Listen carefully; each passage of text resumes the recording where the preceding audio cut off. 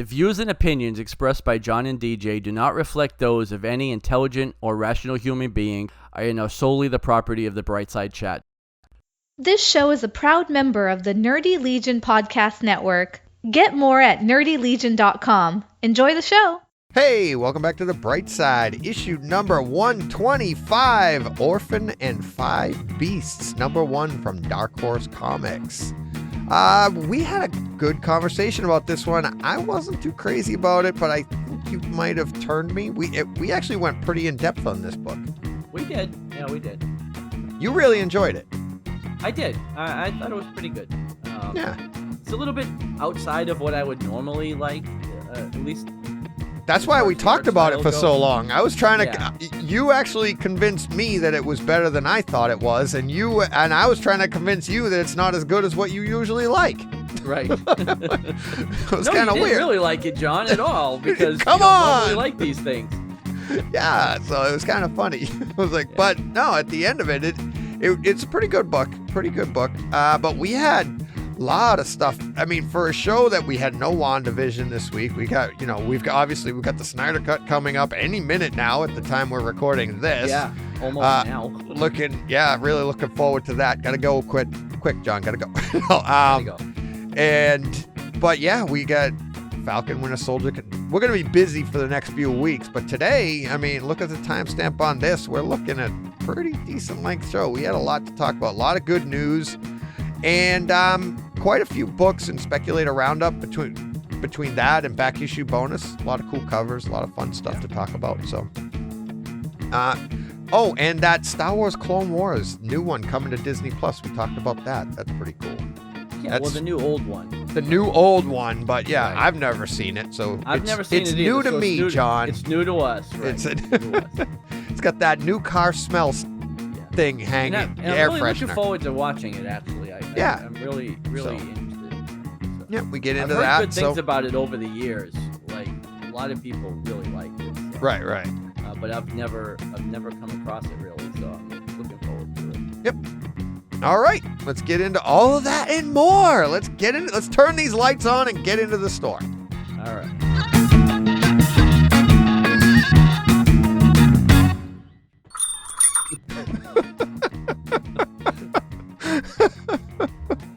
You Can you get through this? All right, now bring everybody in on it. What the hell? I know. Hey, happy St. Patrick's Day. You are in the spirit. I am. You got to go to YouTube. If this Top is, of the if you're morning to you. It's like the Italian man. Yeah. Hey, I'm like half Irish. Are you? Yeah. Oh, okay. A quarter Irish. I'm half It Italian. keeps getting less. I'm half Italian, and then my dad's full-blood Italian. My mother is 50-50 Scotch and Irish. So. Oh, there you go. Oh, okay. So I come by it honestly. All right. Yeah, I would. Yeah, all right. I'm not a poser, man. No, you're posing something right now. I tell you that.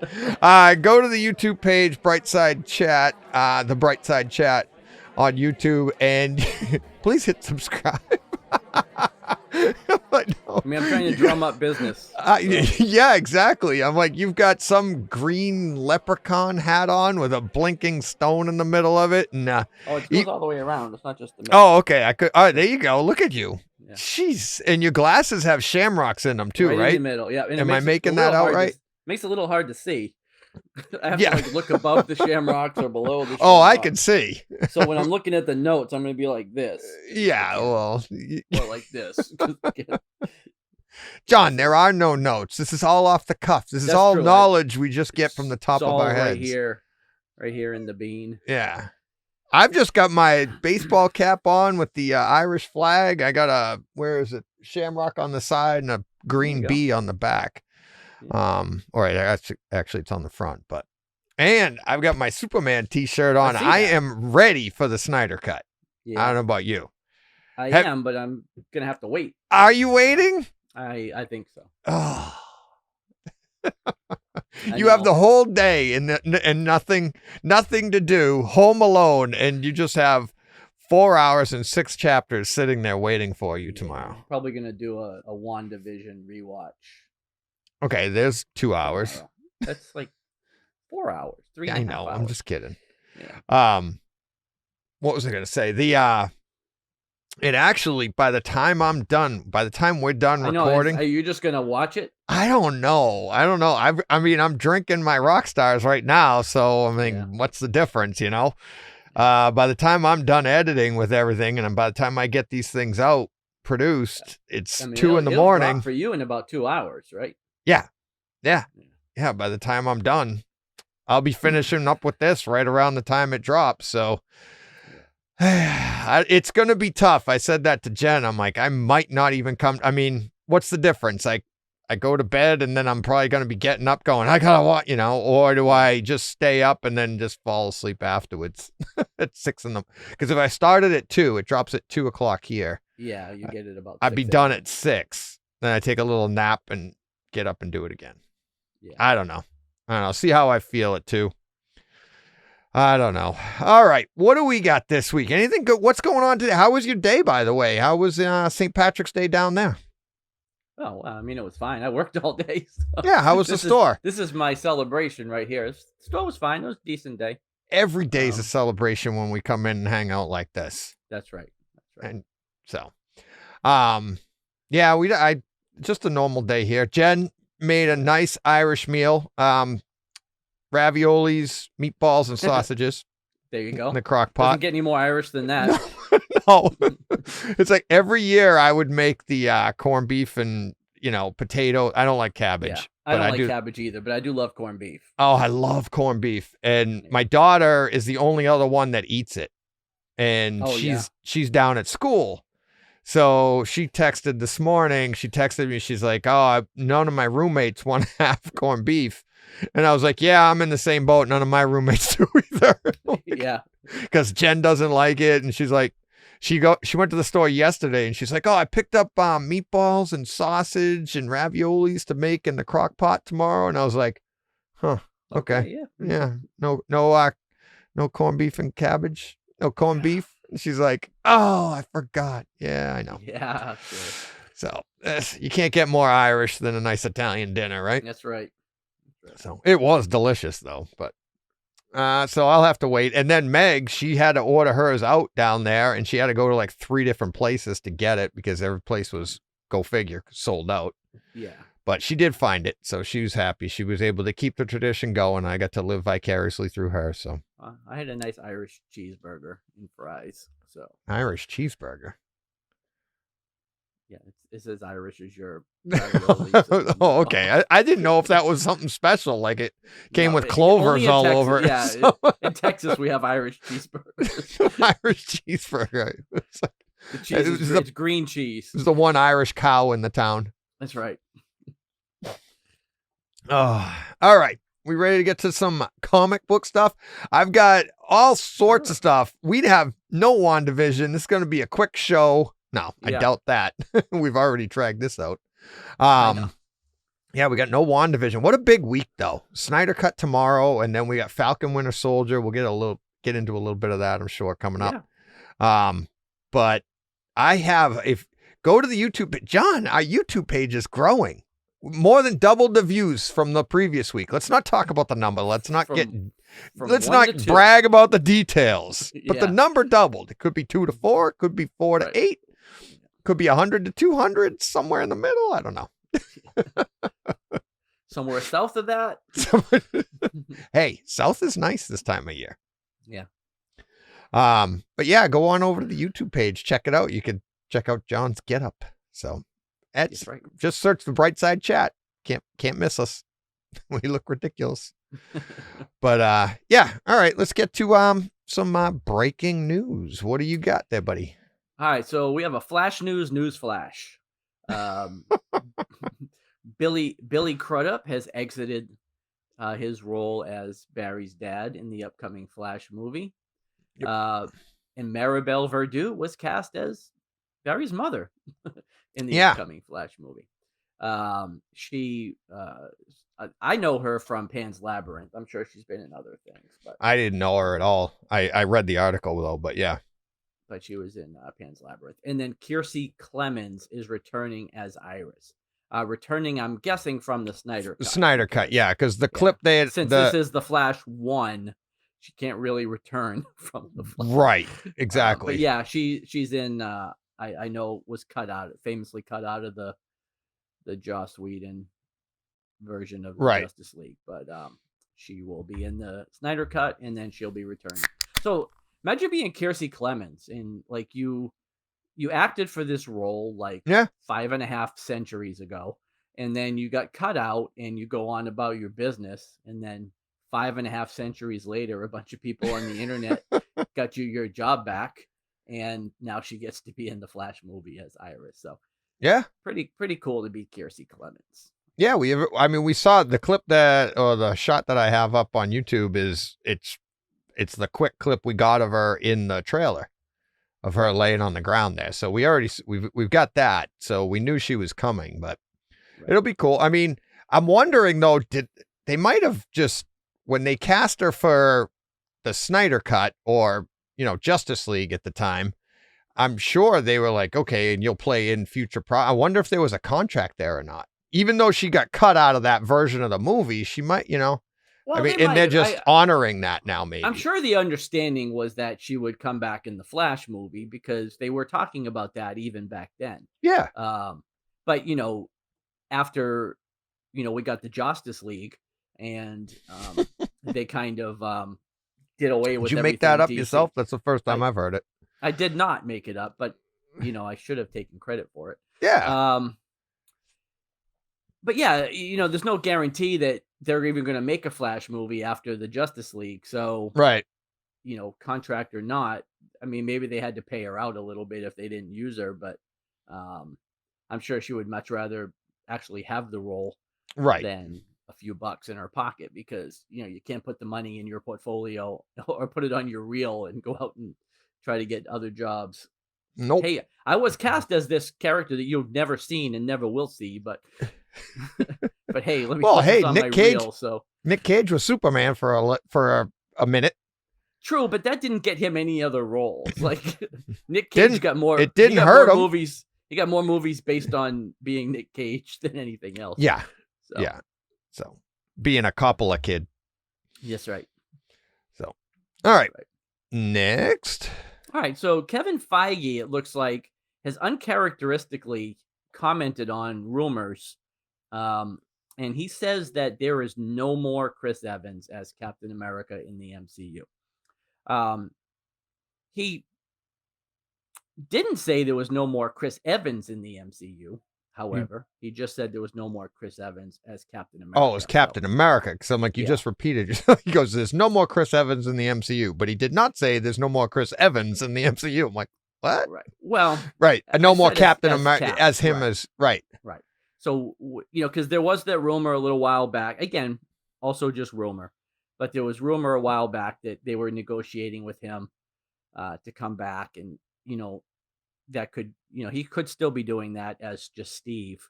But looks like we're done with him as Cap. I'm not really a surprise. Like, they've said all along that they were done with that, but I just thought it was interesting that Kevin Feige actually definitively answered something, because they never do that. So yeah. Well, so for those that were holding out hope to see him back as Captain America, I wouldn't hold out too much more hope. It doesn't hurt. We've been through WandaVision. Yeah. So, all right. And next, this is a good one. Yeah, next up. So, Genndy Tartakovsky, I'm sure I said that right, did an animated Clone Wars series back in 2004/2005 that I believe aired on Cartoon Network, and quickly was replaced by the 3D animated Clone Wars that we got. But it looks like this series is coming back to Disney Plus on April 2nd. So I have never seen this, but I've heard really good things about it. So this takes place, it's 25 episodes. And from what I understand, the first 2 seasons worth of episodes were only like 5 or 6 minutes long. So I guess these were shorts that ran between other shows because Cartoon Oh, cool. Network would do that on like Adult Swim at night, and they had a lot of shorts that ran. Yeah. So I think that's what these are. But then I believe the third season, it up to about 12 or 13 minutes an episode. So I imagine you could probably go through this whole 25 episode series in about 2 hours. But this is canon, from what I understand, and this took place between Attack of the Clones and Revenge of the Sith, and I guess Oh, it leads okay. So same time period. It leads directly into Revenge of the Sith. So I don't know how it's different. Although I do know there's no Ahsoka Tano, so it is different in that regard. But it probably still chronicles Anakin's journey to the dark side. So yeah, looking forward to watching that. So. All right. I'm sure I could find it now if I wanted to, but at this yeah, point, you could probably find it on YouTube or something. I'm just gonna wait until it comes to Disney Plus. It'll be interesting to see 25 episodes, and would you say the first? How many are like really well, the short? first 2 seasons, from what I was reading, I don't know how many episodes that comprises, but let's say it's 8 per season. They're like 5 minutes a piece for season 1 and 2, so that's an hour and a half for 2 seasons worth of of episodes. Maybe another hour and a half for season 3. So like I said, 2.5, 3 hours, maybe you can watch this whole thing. So you can watch this quicker than you can watch the Snyder Cut. And you get 3 whole... you can watch a lot of things seasons. quicker. Yeah. So yeah. Yeah. So that's cool. They're also bringing back the animated portion of the infamous Star Wars Holiday Special from 1978. So it looks like they're mining anything they can get their hands on for Disney Plus. Yeah. Oh, yeah. Yeah. So well, anything to drive more people. The whole people. holiday special, mind you, just the animated portion. Which that was weird. And that it's coming out like in April or whenever. Yeah. That's too like what a weird time of year. Yeah. It's like, not hey, not even for May the 4th. It's like April 2nd. I don't understand the timing there, but I guess they need something to bridge the gap between. Falcon and Winter Soldier will actually still be on, but 6 weeks till the end of April. It's like April 28th, I think, is the last one. I just saw the calendar. This will come on before the Bad Batch comes on, and Loki starts in May, right? June 11th. Oh, Loki's in June. So 11th. Bad Batch comes in May. Is May 4th? Yeah. Oh yeah, no, that's right, May 4th. So yeah, we have literally not even like a week. Yeah. Between those two. Let me look here on the trusty calendar. So, maybe it's April 23rd. It can't be. That can't be the 28th. That's a Wednesday. So, it would have to. Well, Falcon and Winter Soldier is 6 episodes, I know. Yeah. So it's starting on the 19th. So 1, 2. The end of April. 23rd.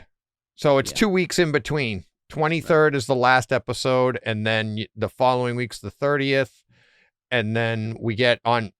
Bad Batch is on a Tuesday, the 4th. So I'm wondering if we're going to get one on the 4th, and then on the 7th we'll get another, and then they'll go Fridays. I would think probably so. They did that last year too with what you call it, Clone Wars. Right, this is season 7 of the Clone season Wars. 7 of the Clone Wars. So. Right. That's cool. Yeah. All right. Moving along. Yeah. So, not much to go along with this, just a headline really, but Matt Reeves' Batman movie has wrapped filming this week, they announced. So all the COVID delays be damned. They actually finally finished filming. So that's exciting. It'll go into post-production, and we may see it sometime in the next 6 or 7 years.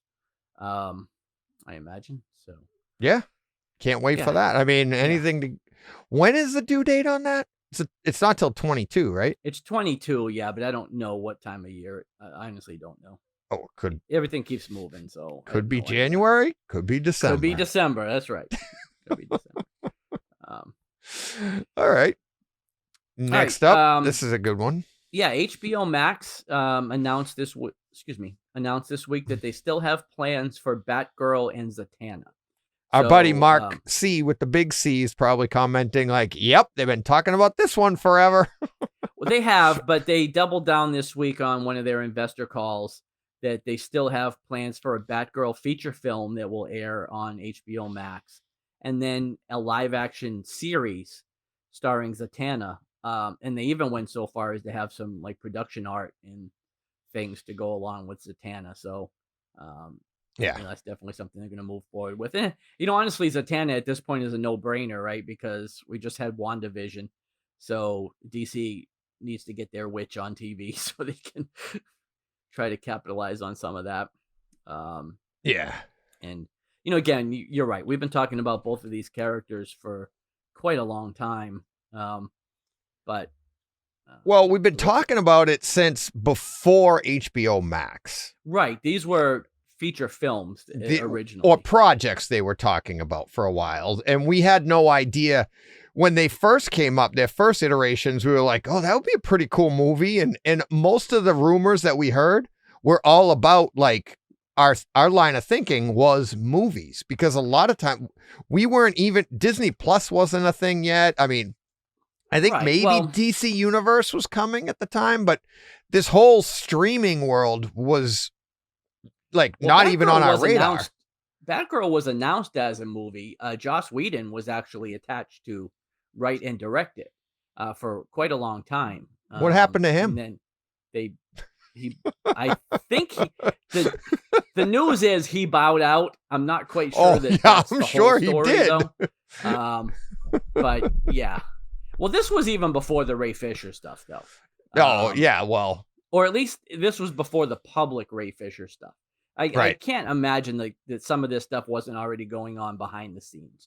But, with the evolving world we're in right now, like having a white man directing a Batgirl movie isn't the right optics for Warner Brothers. They're going to put this in the hands of a female director and writer. I'm 100% sure. And, you're right. They weren't talking about HBO Max back then, but it was a feature film. Zatanna was always, at least we thought, was going to be part of the Justice League Dark movie that Guillermo del Toro was supposed to be working on. I don't remember talking about her having solo projects really. But all of these rumors were all movies, and now with the streaming services breathing, I don't want to say new life, because it's a different life now. Right. We have so many. I mean, obviously, we just saw what you go through with WandaVision and stuff, and Mandalorian was probably the first one to be like, wow, this. Actually, you know what the first one was? It's the Clone Wars. Because that, even though it's an animated series, it brought the idea of we can expand the universes in an episodic fashion and breathe. And like we've said many times, Ahsoka's was the most, fleshed out character because of that. And now everybody's going to be doing this. And if Batgirl and Zatanna get a project on their own and it's on HBO Max, they'll get more screen time than Superman and Batman and Wonder Woman. Right. And I mean, and that's fun. I mean, we got things to watch at home, and we have our big events when we get the theaters open. It's fun. Oh yeah. Good times. Can't wait for both of them. You just can't wait for the fishnets. Well, I'm really looking forward to Zatanna. Yeah. And who they. I'm not gonna lie, I am too. Yeah. The casting is key here for Zatanna. We've had her before, I got my fingers crossed for female. Yeah, we've had Zatanna on Smallville, so we've had a version of her on TV already, but this will be the first time she's really on her own. All right, and the last thing I have, another rumor debunked, I guess. Benedict Cumberbatch came out this week and said he has no interest in playing Grand Admiral Thrawn, which was the big rumor. I mean, I never really put too much stock in that because, he's Doctor Strange already for Disney, but, it's two different universes though. So, well, it is, but, and and he'd be great. Oh yeah, he'd be the great image in that I have up on YouTube, it's Yeah. like it's ridiculous how good, Yeah. like how close he looks, and he doesn't have the blue makeup on. Right. And But apparently he's not interested in that. So. did you hear why? No. So the reason he doesn't want to do it is it would be too much time. It would be too time consuming, and his kids are at an age that he doesn't want to be taken away. And most of it is because of the blue makeup. And he's like, he just doesn't he doesn't want to have to, go to work every day, put that on, then do his job, and then take that all off.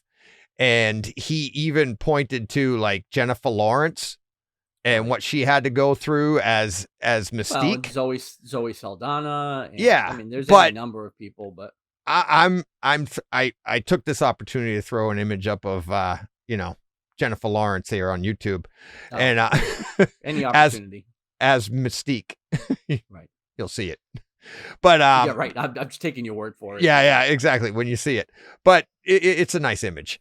But yeah, so she had to do the whole thing, and it was like 7 hours of full makeup, and she was like, it was ridiculous, and the fumes and the toxins, and she's talking about all that, and he's saying, I don't want to have to do anything like that, right?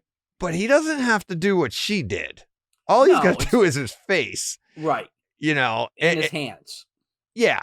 And I'm wondering, and even his hands, they could put him in gloves if they wanted to. Right. So, well, I'm wondering now if they can do it digitally. Oh, I'm sure they could. And just be like, all right, we're just gonna go in and make his face blue. I'm sure they could do that whole thing. Yeah. But I mean, if they can manufacture entire people like that aren't even on screen, I'm sure they can. You couldn't even make the show tonight. Wait till you see tomorrow what you look like. I know, right? Hopefully my whole face is green. That'd be awesome. Exactly. So. All right, let's move on to the next one here. I have the next one. We'll move off of Jennifer Lawrence on YouTube. That's too bad. Okay. Kingsley Ben-Adir to star in Marvel's Secret Invasion series for Disney Plus. Did you see that? He's the big bad in that series. Yeah. Whoever the big bad may be. I don't know who he is. I know he was in Miami Nights, I believe. I don't know. Yeah, I don't. One Night in Miami. One Night in Miami. The Regina King movie. That's on Amazon Prime, I believe. Yeah. Right now. Yeah. But I haven't seen that. But yeah, I like the Secret Invasion series. I honestly that surprised me. Have we talked about that before and I forgot about it, or we have? Have we? Okay, yeah, we have. It was part of the original Disney Investor Day. Oh, okay. Yeah. So many things I keep forgetting now. Look at me. But yeah, that's the Samuel Jackson, Ben Mendelsohn, Sam Jackson. Yeah, Disney Plus. Do we have a date on that? No, to be determined. I don't think they're even filming it at this point. Oh, okay. So I think that's a 22 next year thing. So definitely not by July. I don't believe. Yeah, I don't think so. All right. Next one we got is you already. Actually, yeah, I have the Secret Invasion cover photo. That's a pretty nice cover. Number 1 from back. What year was that? 2008. No. I think it was. Secret Invasion came out in 2008, if I remember right. Okay. Next, our buddy Martin at GeekVine on Twitter. Dear Brightside Chat and at Arkham Comics. Since next episode will be short on content, right? How about you discuss why John hates the DCEU? Man of Steel and BVS Extended are 2 of my favorite superhero films. Popular opinions be damned. Go ahead, John. The floor is yours. I don't think the DCEU at all.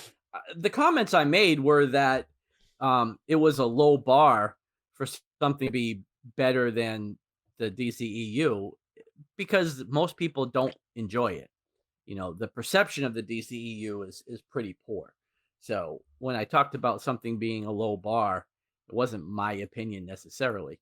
But yeah, I have my issues with the Justice League and you're loving that.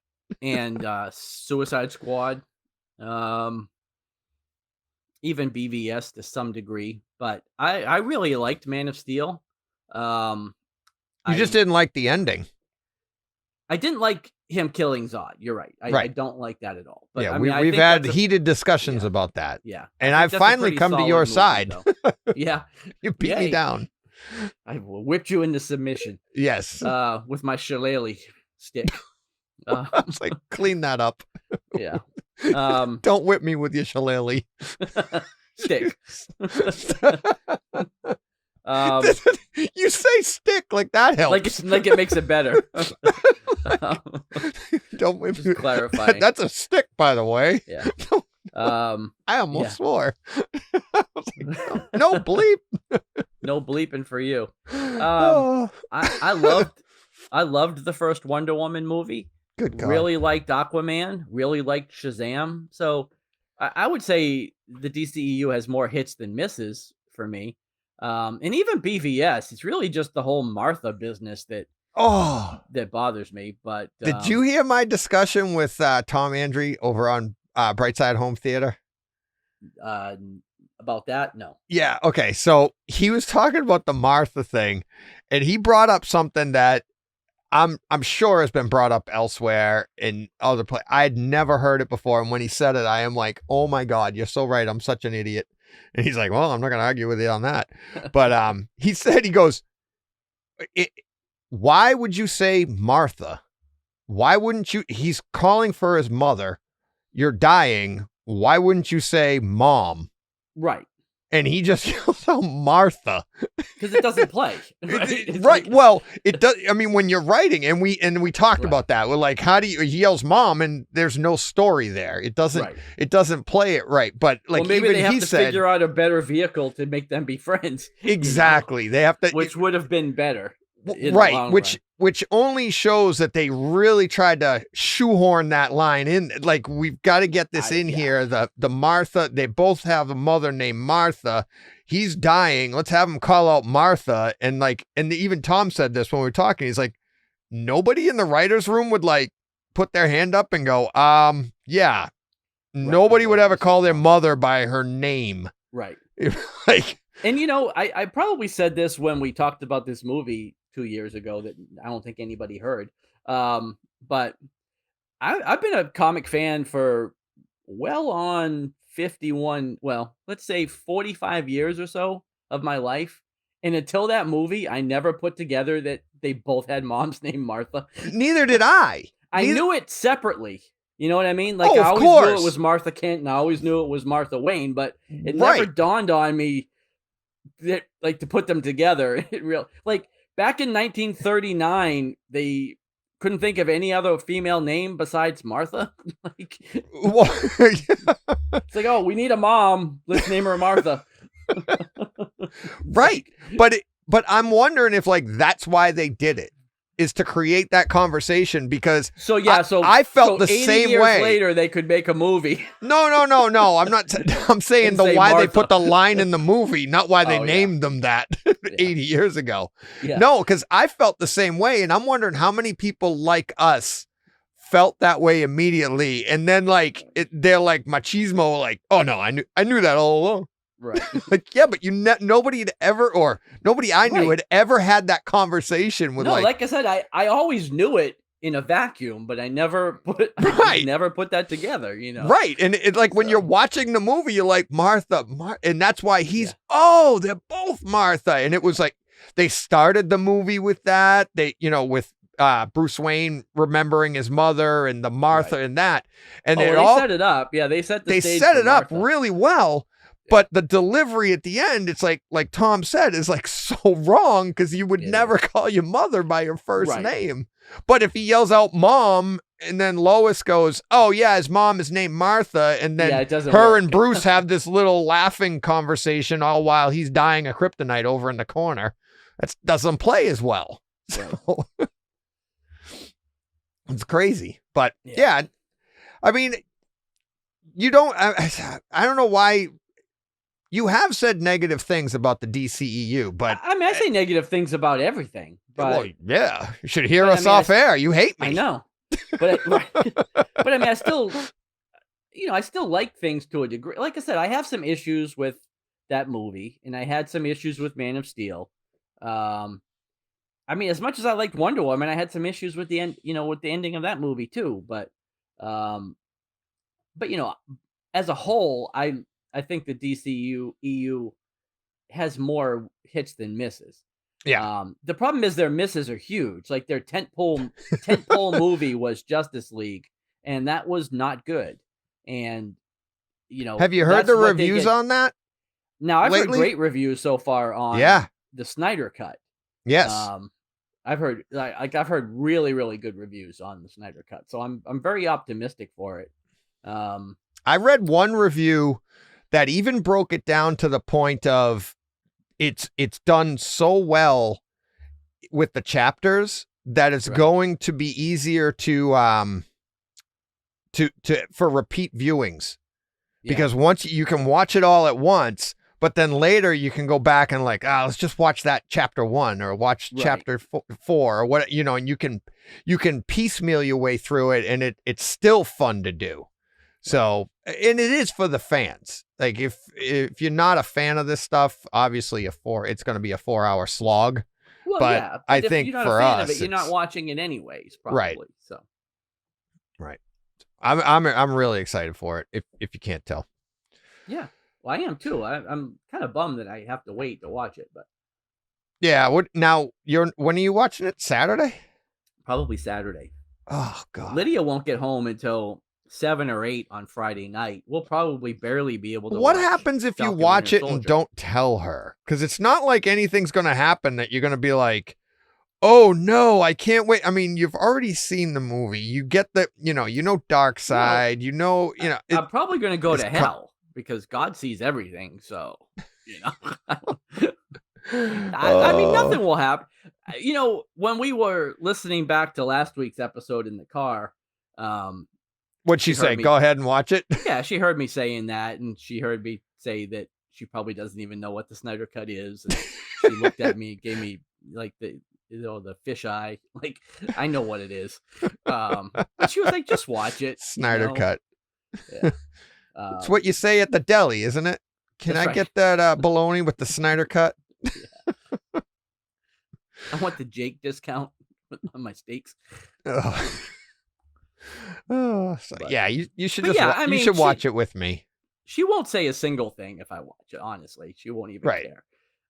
Because Saturday when we watch it, I was telling her at dinner tonight. I said, I'll wait till Saturday to watch it with you. And then I said, well, actually, I'll watch it on Saturday and you can sleep next to me on the couch. Well, that's what I mean. She won't even watch it. Even when we have it on, she'll sleep through the whole thing. So I don't know why why you would put yourself. I mean, I admire that. I mean, you guys do these things together and you're sticking to that. But come on. Because I could do the same thing, and like Jen and I do a lot of stuff together, but when it comes to this stuff, it's like, why am I waiting? Because she's just gonna sleep. Yeah, she really doesn't care. But I just don't. It's like, I don't know. It's no fun to watch these things alone. It's just. I said watch it with me. Oh well, how am I gonna do that? Oh, I don't know. We have texting. We could FaceTime. We could whatever. Well, I'm not going to do it at midnight. I know. Oh, yeah, it's midnight for you there. Well, no, I'll do it. It's 1 a.m. for me here, but. Oh, yeah, that's right. Because if it's 2 for you. It's a 1 hour difference. Yeah. That's right. Yeah. Yeah. So it's 1 a.m. Oh, yeah. I doubt I'm going to stay up from 2 to 6 and watch it tonight. But no, I know. I may catch the opening of it if I'm still up at 2. Well, Kevin Smith said that's what he was going to do. And then watch the whole thing. And then he was so engrossed, he watched the entire thing. And that's what I'm afraid is going to happen to me. He started at like 2 a.m. Yep. In California time. He says, I'll just watch one chapter and then I'll go to bed and then watch the entire thing because he was so wrapped up in it. Yeah. So I could see me doing that. And Kevin loves everything. So you take this with a grain of salt, but he just couldn't stop talking about how great it was. So yeah. He's like me. Yeah, he is really right. I'm my home theater podcast. I'm going to put out on Friday. I'll have not a review of it, but just my opinion of it and everything. And I'm sure all my listeners are riveted to see if I liked it or not. Right. It's like he likes everything. So exactly. Give it to Mikey. He likes it. Yeah, he'll eat anything. He'll eat anything. Yep. All right. Is that all we have? I think so. I mean, I was done an hour ago, so if that's all you think it have, is. I think we're done. All righty. Yeah. All right, I mean, John. I'm almost done with my gallon-sized drink. I might need another one here soon. So. Oh, geez. All right, John. Of course, all the gin's at the bottom, so we'll see. We'll see how that goes. If you just fall face forward into the screen. Yeah. All right, we ready to get to that part now? We ready to get to some comics? Yes. All right. What am I gonna spend my money on this week? All right. So the first book is from Marvel Comics, Black Knight: Curse of the Ebony Blade, issue number 1. There's a couple covers here to look at. The first one is the open to order Peach Momoko cover. Seems to be selling pretty steadily on eBay, although the prices really haven't jumped. It's selling for pretty much cover price. But there's a 1 in 25 variant that's selling for between $40 and $50. And the big one is the 1 in 100 Peach Momoko variant, which this may come as a shock to you, I don't know, but it's selling for over ratio at between $150 and $190. So I have to imagine that is due to maybe there's one of them in existence, because I don't know what stores ordered 100 copies of Black Knight: Curse of the Ebony Blade. I didn't pull that one up. The image I have up is the 1 in 25, the Hans variant. Yeah, that's the one I have up. I didn't find the Momoko one, but yeah, if I could consistently sell one a week, it would take me 100 weeks to sell. Right. You know, it's like, and that's if I could consistently sell one a week. Which is a high bar. So yeah, there can't be a lot of these 1 in 100s out there. No. And then it's also Peach Momoko, so yep, you know how that goes. All right, Captain Marvel issue number 27 also has a 1 in 25 variant. They're selling for between $30 and $50, so almost double ratio on that one. And the image that I brought up, it's actually a Jane Foster Valkyrie image on the Captain Marvel number 27. Yeah, I'll take your word for it. That's what it came up as, yeah. Yeah. I So don't order 25 copies of that book either. So you could check out my images on YouTube. I will. Right or wrong, I don't know. I just Googled it and said Captain Marvel number 21, number 27, Hans variant. Sometime around noon tomorrow, when I'm not watching the Snyder Cut, I'll be watching us on YouTube. Yeah, and I'll be getting text. Wrong. Yeah. Wrong. Yeah. Wrong cover. Wrong cover. And you're like, God damn it, I'm trying to watch the Snyder Cut. No, I'm pretty sure it's right. Hut Valley Days and Cocaine Nights. Sweet cover. I mean, that sounds like my autobiography, really.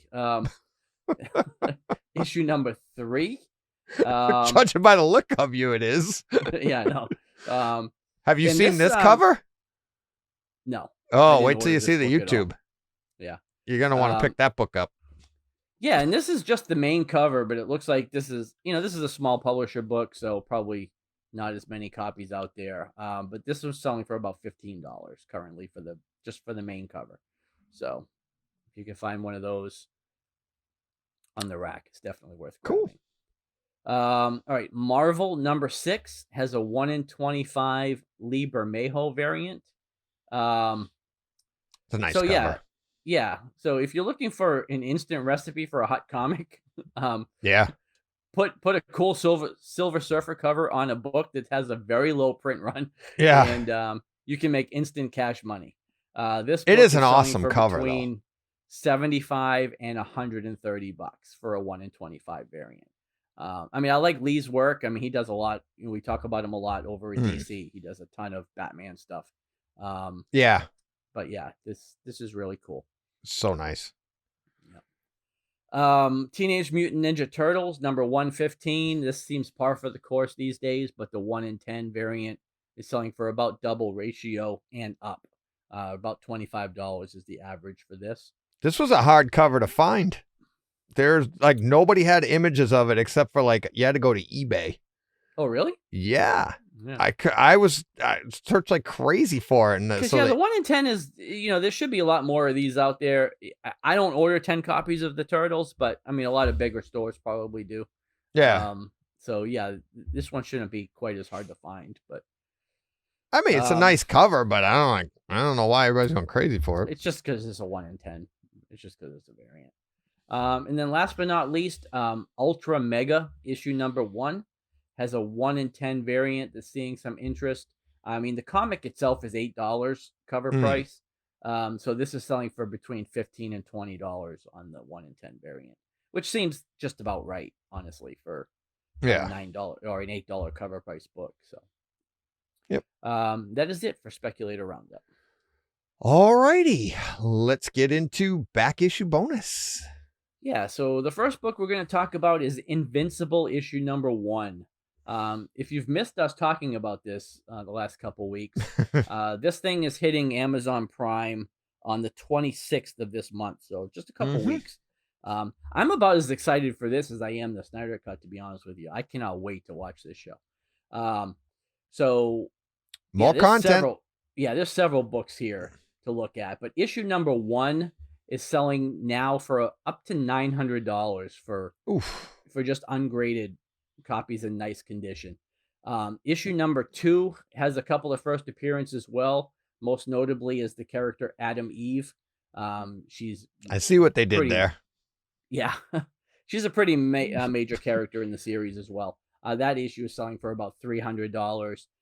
Any key issue in this series right now, with any first appearance, is going to be sought after. And after this show drops, these books are going to go crazy, I think, because I think a lot of people that aren't familiar with this property, you being one of them, is really going to be taken with it. I think if they do, and it looks like they're going to, I want to preface this by saying if they do a good job on it, right? All indications from what I've seen with the trailers, and like I said, looking at the voice cast that's involved, it looks great. So I think it's going to do well, and a lot of people are going to want to jump onto this. So keep your eye on those. If you have them, great.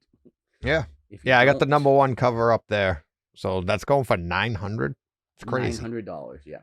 Crazy. Right up there. I mean, as far as the Image goes, I mean, they don't have a lot of really, really valuable properties. They have The Walking Dead. Yeah. And, Invincible right behind it, I guess. Even Spawn, which is their longest running and probably, well, I was going to say most well-known property, but honestly, Walking Dead is their most well-known property. But like Spawn number 1 only goes for about $25. So yeah. Although there's like 9 million copies of Spawn number 1, there weren't quite as many Invincible and The Walking Dead. And it pays to be Robert Kirkman because he wrote both of those. So between Invincible and The Walking Dead, he's doing all right. Yeah. All right, let's move on to Spidey Super Stories, issue number 1. I don't know why this is, but this is seeing a lot of movement right now. A couple weeks ago, you could pick up copies of this for $15 to $20. Now you're looking at between $60 and $160, depending on condition. Also, issues 11, 39, and 45 are all starting to see movement. So I'm not quite sure what's driving this, but this series is really hot right now. So definitely. So the cover I have up there right now is from 1974. Yeah, this is an old series. Yeah, Spidey Super Stories from number 1 from 1974. Pretty cool cover. Takes me back to my youth. Because it's Bronze Age Spider-Man, which are already very popular books to begin with. And I don't know, even in 1974, that Spidey Super Stories was probably not one of the best-selling titles. So this might be a lower. There might not be as many of these out there. Well, what was kind of funny too is I'm looking at the cover. It's Marvel and the Electric Company. Yeah, put this book out, and it's pretty funny. Oh well, remember the Electric Company? I love Spider-Man on the Electric. Yeah, Morgan Freeman, man. Morgan Freeman, yeah, yeah. And but Spider-Man, he never spoke, but that was the best Spider-Man, live action Spider-Man we had as a kid. Well, until Tobey Maguire. But to be fair, I wasn't a kid with Tobey Maguire. But to be fair, we only had 2. We had this version and then the Nicholas Hammond version. So it's not like we had a lot of live actions. We didn't have a lot of live action Spideys to compare it to, but that's what I mean. But yeah, this was Yeah, he never spoke. Never spoke. It was like he was a mime. Yep. Everything he did was. Doesn't really translate well to an audio podcast. Yeah. But, you know, the YouTubers get the full visual. Right. So. Everybody else like, did they just go off the air? What happened? Yeah. Where'd they go? Oh, they're miming. They're doing their Spider-Man impression. Yeah. All right. Kanto. This one is crazy to me. Yeah. I mean, this book, I remember when this book came out. I know. Not that long ago. Yeah. But there was an announcement this week that they're working on an animated Kanto series, and it looks like it's going to be produced by Will Smith. And you know, this book is going crazy. It's selling for now between $150 and $200 for ungraded copies, and a 9.8 CGC copy sold for almost $1,200 a couple of days ago. That is insane. It's crazy because, like I said, this book's only about 2 years old. Yeah. We liked it when it came out. We've talked about this book many times. Yeah, it's continually rising in value, but this isn't a super popular series, and that's why it just really blows my mind. Because Dr. Joe loves it. I mean, he's read it all along, but nobody really buys it. You know, like we're on Kanto. Well, he does. Kanto 2 Hollow Man or something is out right now. Yeah. I'm not even ordering it anymore. Like I ordered the first 2 issues and they didn't sell, and I'm not even buying them. So, like, I don't know who's going after this series to make it so popular, but like, people need series. We are always talking about this book going up and up and yeah. up. So, hey, I wish I would have held on to a copy. Honestly, I mean, it's what, not even 2 years old. It's from 2019, so very just new. Yeah, I think it was the fall or something. I remember it as that. Yeah, we talked about it on this podcast. So I know. I mean, we're only 2 years old, so I mean, it's not. Well, we're into our 3rd calendar year now. I mean, John. it came out. We've been around a while, honestly. You know? Right. So I think that's why Dr. Joe likes it so much, because he associates it with us. Right. He can't live without us, so that's why he likes Kanto I think so he's much. doing okay. I think he is too. He's really surpassed us now. Like, yeah, I know. I mean, he's all over the place. Yeah, he's on every podcast and YouTube channel there is. So. I know. He's look at him. Yeah, I know. One of these days, maybe. I mean, I think he has scheduled. I think he actually has The Rock scheduled on his show next week. So Dwayne Johnson, he works harder than him now. Exactly. So. I knew he surpassed him too. So yeah. Look at him go. We remember when. That's right. I'm wondering if he's even going to come back here. I know. We might not even be able to get him back on. We still have Deathly Hallows Part 7 for him to spoil, or Part 2 rather, for him to come on and spoil for you. I think that's why he did that. He knew we may not be able to get him at this point. He's I too know. big a fish for us. We're gonna. He's too big for our little pond. I'm gonna have to make a bigger box for him on YouTube. I know. You're gonna need a bigger boat, I think. Yeah, exactly. So. It's like, hey, who knew? Yeah. Remember when? Where are they now? Well, he's on every channel you can find him. Exactly. He played on my microwave the other day. At Batcracker on all the social medias. There you go. So, I've been waiting for my check. Yeah, exactly. All right. When he gets one, I'm sure he'll let us know. Exactly. Powerpuff Girls, issue number 1. We talked about this last week. We have a live action Powerpuff Girls coming to the CW. So like any good cartoon, there was a comic version of this. Yep. And the number 1 issue is now selling for between $50 and $75. And that one's from 2013. Yeah.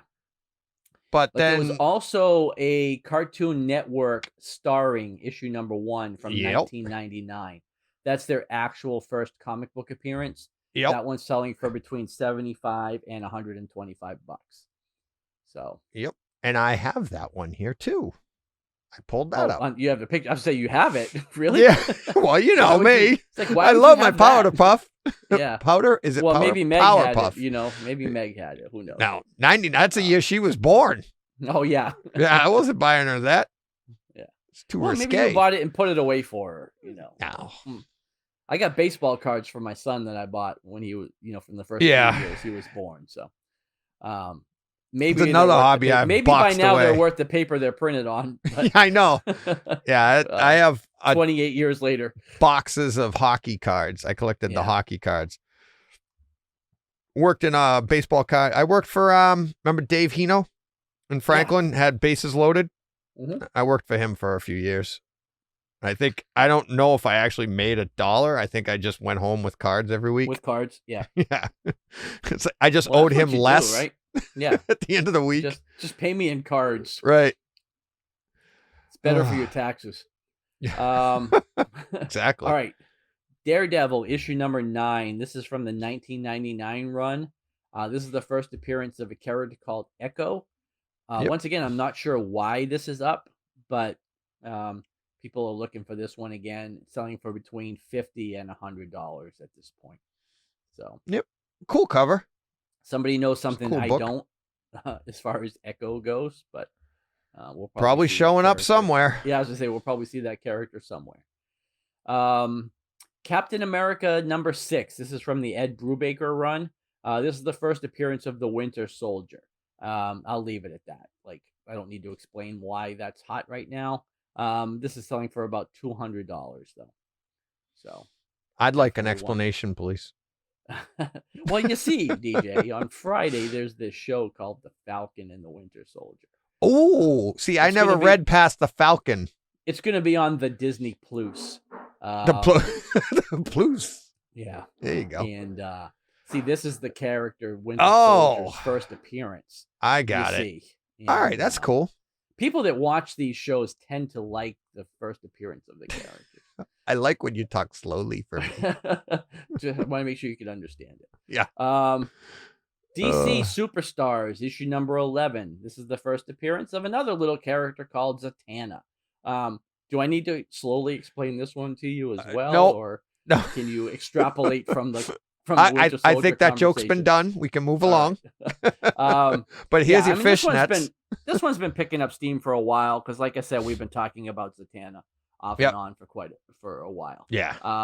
But a 7.5 ish graded copy yesterday sold for about $115. So definitely on the rise. And as details for this start to solidify, I would expect that book to continue to go up. Cool. Magic the Gathering number 1. Last week, Boom sent an Ashcan edition to all retailers who ordered any copies of Berserker.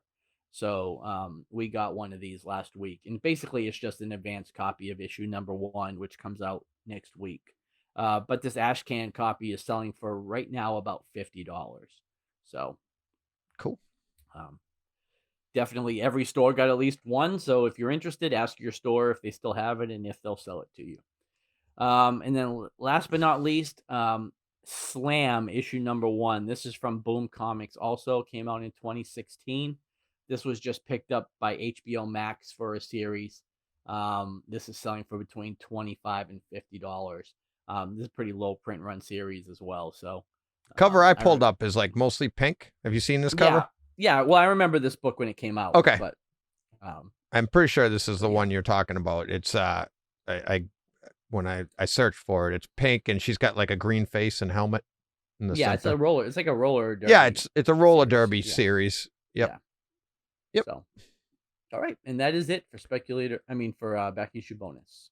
All righty, excellent. You ready to get to some FOC? Sure. All righty then. So FOC, we're going to start with Dark Horse. We have a book called Jenny Zero. This is issue number 1 of 4. They only showed one cover for that. So that's all there is. All righty. Little from adjustment DC there. Comics. Yeah. No, I had to make an adjustment on the screen. Next cover is really nice. I like this one. The Superman? Yeah. Yeah, so from DC Comics, we have a variant cover for Superman number 30. This is from In-Hyuk Lee, friend of the podcast. Yep. My pick for cover of the week is Joker issue number 2. This is a Lee Bermejo. This is a nice cover. And I'm looking forward to that book, too. Joker number 2? Yeah. Yeah. Me as well. I really liked the first issue. And then Wonder Woman 771. This is Joshua Middleton, but not one of his best covers. I'll be honest with you. I don't think this is his best work.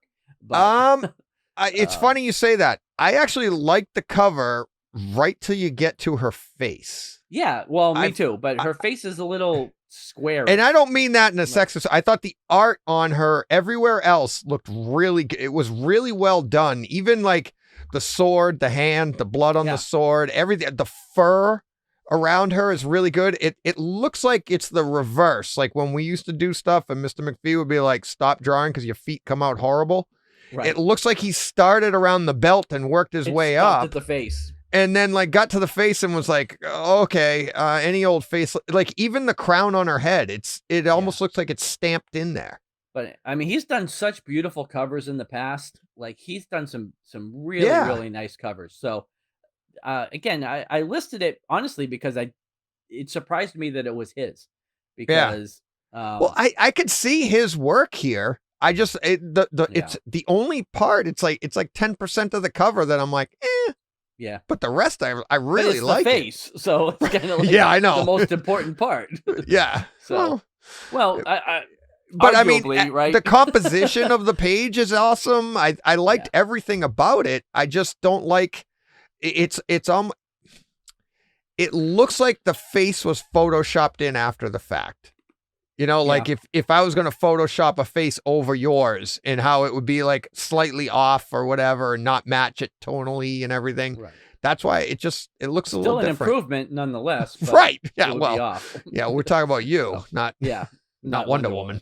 Yeah. So I could put that face on you and it would be an improvement. It would. You're right. You're right. So Joshua Middleton has that going for him. Right. All right. Moving right along. Let's get off of your face. From DC, we have Batman the Detective, issue number 1. This is a 6-issue miniseries, and it has multiple cover options. And then one I'm kind of excited for, Challenge of the Super Sons, issue number 1. This is going to be a 7-issue miniseries with multiple covers. Cool. I really enjoyed the Super Sons series before Brian Michael Bendis aged up Jonathan Kent by like 15 years. Yeah, well, he sent him to space, didn't he? Yeah. Yeah. Yeah. So hopefully that'll this do is a return to, at least for this miniseries, it's a return to the past where they were both kids. And hopefully, like I said, I really liked that series before, so hopefully this will be good. Cool. Okay, from Image Comics, we have a book called Home, issue number 1. That's a 5-issue home miniseries. On the range. Yeah. Home Sweet Home. Oh, Sweet Home Alabama. I can go on all night. Please do. Multiple cover options for this. Marvel Comics had no variant covers that were worth speaking about. Most of them didn't have images available. And the ones that did were like 1 in 100s, which almost nobody's going to get anyway. So, but there's a couple of new series. There's Dark Hawk, Heart of Hawk, issue number 1, that has multiple covers. And then this one I'm actually pretty interested in as well. This is Spider-Man Spider's Shadow, issue number 1 of 4, with multiple covers. This is kind of Seems what interesting. if. This is like a what if Spider-Man became Venom. Like, so what if Peter kept the suit and actually became Venom? So I'm pretty interested in this. It looks pretty cool. That is it for FOC. It was pretty short this week. Again, there was the 3 Dynamite series that had 1,000 cover options, but I don't even bother looking through those anymore because I don't have that kind of time. So cool. Alrighty. Yep. So that's it. All right. Boy, you ready to get to checkout? I am. Alrighty. Ready. Did you read either one of these books? We'll get to that. Okay. All right. First book I read was from Dark Horse Comics. It's called Orphan and the 5 Beasts, issue number 1 of 4. This was written and drawn by James Stocco, I'm assuming. This is like a feudal Japan type of epic story where you have an orphan basically, and she's going up against the 5 beasts So you meet this orphan girl named Mo, who is being trained by her sensei, and he tells the story of the 5 beasts that were basically students of his, that turned to the dark side and slayed all the Jedis. But yeah, he trained these five students who all basically went evil and became known as the 5 beasts. And he sets her out on this task basically to defeat the 5 beasts. And we follow her through this story where she basically comes into her encounter with the first beast, who's known as Thunder Thighs, which I thought was pretty interesting. Yeah. So I get the convoluted. I get the sense that you read this and didn't like it so much. I actually did kind of like it. I liked the art style in this. It very much felt like that old Japanese style. It wasn't like, it didn't blow me away, but right. I thought the artwork was really, really cool. I thought it was, I hate to say this, but I thought it was good enough. You know what I mean? Like, it was good enough that I'm going to read the next issue. But yeah, I don't know. I guess like the art style? I did like the art style because it suited. That surprises me, though. It suited this book. It's so sketchy. It wouldn't be my, like, I don't want to see Batman or Daredevil drawn like this, but it felt very, I don't want, like, hopefully this doesn't come off as, like, racist, because I don't mean it to be racist in any way, but it felt very, like, old Japanese to me. You know what I mean? Like, okay. That art that you see, like, in old tapestries, or, like, whenever you see I know you know what it reminds me of? I think we've said this about other art before, but it reminds me of etchings that we used to do. Yeah. And because it's remember what did we have to, well, let's not get into that, all the but it felt stupid things, but the things we had to do, and the etching, like some of the images I remember from this book were just, it was interesting, but I thought it was so busy. Every page was so busy. It was so convoluted. It was, but I kind of liked that. Like, I liked the style, like even in the sky, where it had all these, like, I don't even know how to describe them, but just shapes. Yeah. The skyline. And it just felt, like I said, it felt very appropriate. There's like not a blank spot on any page. Right. That's what I mean. Everything was so detailed. And like, I appreciate the craft that went into this, because again, this was all done by one guy, and this is, he wrote it, he lettered it, he inked it, drew it. So it's definitely a labor of love for this guy that I've never heard of. Like, I don't know who James Stokoe is. I don't know what else he's done, and I don't know if that's his style for everything, but it felt like I said, it just felt very appropriate to this story that they were telling. And it made me feel like I was looking at, like I said, old Japanese artwork, or like tapestry. I don't even want to say tapestries. No, I know what you mean, but you know what I'm saying. No, but it did have a texture. Some of it did have like a texture of cloth. It felt like a cloth texture to the images, because of it was so busy, and it was like there wasn't a smooth gradation anywhere. It was all like very like lines through it, very sketchy. And you've said, Sherman, artist that we've talked about in the past. I can't remember his full name. But you didn't like it because it was very sketchy. I met him at Friendly Neighborhood. Yeah, I know who you're talking about. He's drawn a few books. From the Frankenstein book, right? Yep, he did that one and other. Anyways, which I didn't. Right, which you I didn't like the sketchy, and this is even, like I think, more sketchy than that. But there's more color to this. I feel like this would not normally be my style, and you're right. You're kind of right in saying that. But you felt it matched the book. But I felt like it matched this book and the story they were telling. Like I said, if this was the artwork in a random Superman book, or a Spider-Man book, I wouldn't like it at all. But I just felt like Superman Year One, not good. Right. I mean, it's no John Romita Jr., but yeah, nope, their forearms were fine. Right. But like I said, I felt like in this context, it was appropriate. Right. Because I don't like, I think if this story was written, like this story as it is, let's say it was drawn by like Phil Jimenez or somebody like, like I wouldn't like that style, you know what I mean? Because it doesn't match the time period or the feeling they were going for with this series. Right. So yeah, overall, I actually kind of liked it. It sounds like I liked it more than you did, but I would recommend it. I think it was pretty interesting. So, well, my thing was, and this was with the 2 books that you read, I read them as well.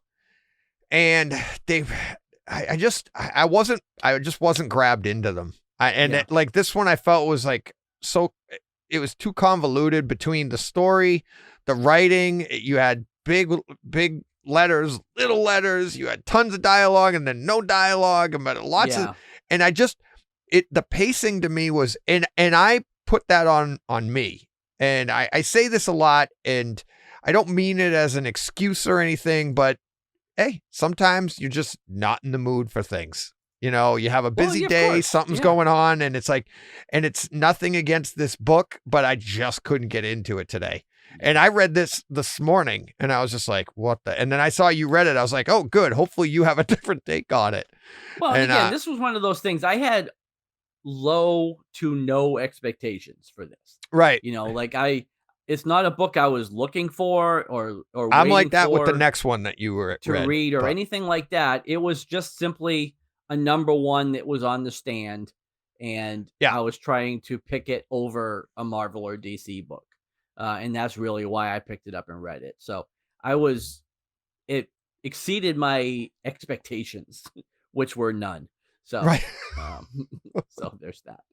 Well, there you go. Yeah. All right, and so the next book I read. Well, let me get to. I got mine down. I got one. I'm sorry. I thought you read both of mine. So I did, and I'll throw another one in the middle that you didn't have on the list. So mine is. Let's see. It's Jim Henson's Storyteller Tricksters #1. Yeah. Did you see that? I saw it. Yeah. Did you read it? No. Okay. Writer Jonathan Rivera, art by Jade Zhang, and cover art by Peach Momoko. I was waiting for you to guess.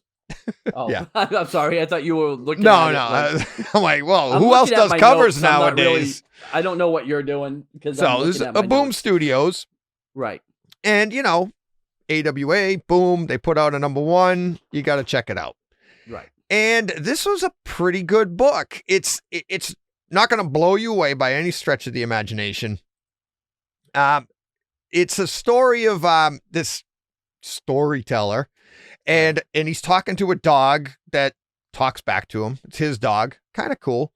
And it's almost like a parable type story, and it's a bunch of parables all in one story of like why spiders why they tell stories, and it's very, very cliche. Right. But I found it to be, and again, this is why I kind of liked it today, because it was kind of simple. It's like, I just enjoyed the reading. I enjoyed the artwork. It was like I said, it was very simple. You could read, I liked talking to the dog. That was kind of fun.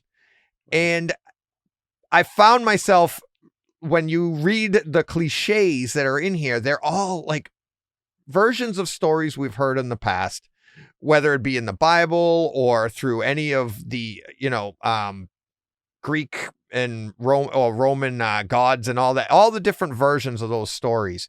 Right. There was a couple thrown in here, and I have a feeling that's what this series is going to be like. But I thought it was a great book to read to a kid, to a child, and be like, this is why, responsibility, that there's even the version of the story with great power comes great responsibility in here. Right. And it was just a different take on that, but yet you're going to be like, oh, I've heard all of this before. But it was still, I thought it was a really cool way to do it. And that's why I said it would be a good book to read to a young child, to be like, oh, this is a creative way of telling these meaningful stories. And I thought it was pretty cool. And Right. yeah, the artwork, like I said, very simple but very well done, and a lot of fun. Really enjoyed it. So Yeah, there's a whole series of the Jim Henson storytelling yeah, books from Boom. yeah, I hadn't read one before, and I I mean, haven't either. Yeah, I haven't saw read any this of and them. I was like, hey, whatever. It's a number 1 by Boom. What are you gonna do? Yeah. Got to read it. Got to read it. So, all right, now you can get to yours, John. All right, so yeah, the second book I read is from Aftershock Comics. It's called Bequest #1. It was written by Tim Seeley, and it had art by Freddie Williams II. Feel like you should say Boom Boom in there. Boom Boom. Yeah. Freddie Boom Boom Williams. Freddie Boom Boom Williams. Yeah, Freddie's done. Freddie Williams did the art on the Batman Teenage Mutant Ninja Turtle series. Yep. He did like the He-Man Thundercat series. And so it looks like it. Distinct style of art. Like I see his art and I know immediately that it's Freddie Williams. And actually kind of like his style. You're in a good mood today for sketchy. Yeah. Well, because it fit. It seems to fit the books that he seems to do. Which, like I said, that Thundercats He-Man book and the Teenage Mutant Ninja Turtles Batman, it's very stylized. Like, it's not a realistic style at all. But I guess I've grown to like it. I didn't like it so much at first when with that first series of Batman Mutant Ninja Turtles. But I guess it's kind of been, I don't want to say he's been shoved down my throat, but he does a lot of books that I was really interested in reading. Yeah. And so I guess I just got used to it. Tim Seeley, he does a ton of things. So, I kind of like his work as well. All that being said, I wasn't super blown away by this series, at least issue 1. This is a very classic Dungeons and Dragons. That's what I thought. Yeah. Sort of story. Like, even to the point where like they tell you listed, they listed all the classes of all these characters that you were meeting. One's a warlock, one's a magic user, and the places you went, right. Threat level and all of that different stuff. I was like, is this supposed to be part of a game? Is it? Yeah, well, none of it is real in the sense that it's not based on. Okay, thanks. Well, but I'm saying it's not based on like right. Like Dungeons and Dragons comics are based on Dungeons and Dragons. This isn't based on anything specifically, but it's got the same tropes that you would see in Dungeons and Dragons. Even to the point where at the end of this, you had character sheets for your main characters that were in that style of Dungeons and Dragons. Although I think it said something like caverns and something or other on the top of the page. I don't know. But, caverns and caves. But yeah, this was, basically you have your fantasy setting where you have all your traditional fantasy tropes and characters, and they get sucked into modern day Chicago and seem to take it remarkably well. Like, they didn't really have a whole lot of questions when they got there, which I feel like I would have had more. But I don't know. This felt very convoluted to me, way more than the Orphan story that I read. Like, I really couldn't follow what was happening or why.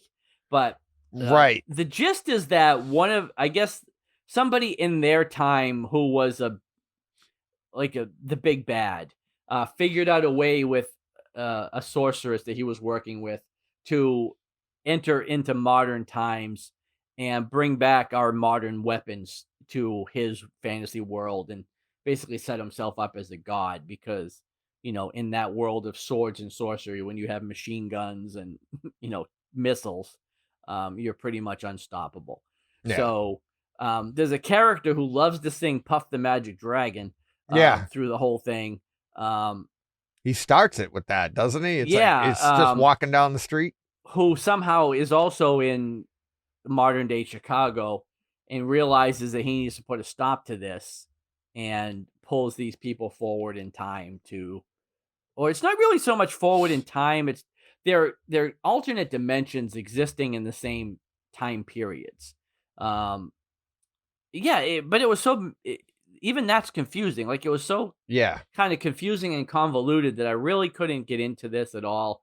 And I'm a big Dungeons and Dragons guy. You know that. Like, I thought you were going to like this one because of that. Generally, I've had a little bit too much to drink, like these things, but I didn't get into this one, unfortunately. It seemed like it had a lot going for it, at least on the stuff that I like, but this didn't really do it for me. So I don't know that I'll read number 2, and I'm not sure that I recommend this one, honestly. So see, it's funny. My take was like the first 5-6 pages, I was like riveted. It was a very good opening, I thought. And I could follow it along, and then it started to go down that route of that, and it did. It became very convoluted, very busy, a lot of panels where it was like it was almost like a novel, because there was like, oh yeah, we got to put some art in here too, and it's like the whole panel's a bubble. Yeah, some pages got very wordy. Yeah, and it's like, I mean, hey, that's fine. You know, we're here to read comics, but I mean. But it was just so busy and so convoluted that I lost myself in the book. I was like, not in a good way. I lost track of what was going on and who was who. And I was thinking, well, I got that Dungeons and Dragons vibe, and I've never played. So I'm sitting here reading this going, well, John's probably going to love this because he's following along no problem. Yeah. And I'm like, what the heck is, I don't know. So I for sure thought you were going to have a different take from me, but apparently not. The biggest win for me was getting some of the lyrics to Puff the Magic Dragon, because I didn't know them all. So I was like, oh, that's what they're saying. I get it now. It really is about weed. Down. I know. Puff the Magic. That's just hitting you now, is it? Yeah. It really is about marijuana. Robert De Niro was right. No, not Robert De Niro. The other one. Downey Ben Jr.? Stiller. Ben Stiller. Oh, was Ben right. Stiller. Yeah. Yeah. Yeah. So. All right. I got one more to talk about since I hadn't read it last week. Daredevil 28. Did you read it? I did. Yeah. Yeah, you read it last week, didn't you? Yeah. I hadn't yet. I didn't read it. Actually, I hadn't read it at the time. Oh, yeah, that's right. Show. You hadn't either. Yeah, but I read it last week. I'm pointing at the screen at you like, that's right. You hadn't read it either. You didn't. You did it. Yeah, I got to point at the camera. Yeah. Mine's separate. So I point at you on the screen. It's completely different. But yeah, no, I thought this was a good Daredevil 28. That is the latest Daredevil. Zdarsky brought it back. Yeah. I felt like the last 2 books where we had the whole... Well, they were King... Yeah, it was the whole obligatory King in Black shoehorn. Right. That didn't need to be there.